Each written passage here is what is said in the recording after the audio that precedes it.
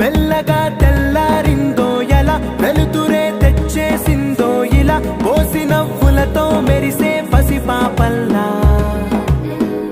చేదతో బావులలో గలగల చెరువులో బాతుల ఈతల కళ చేదుగా ఉన్న వేపను నమిలే వేళ చుట్ట పొగ మంచుల్లో చుట్టాల పిలుపుల్లో మాటలే కలిపేస్తూ మనసారా మమతల్ని పండించి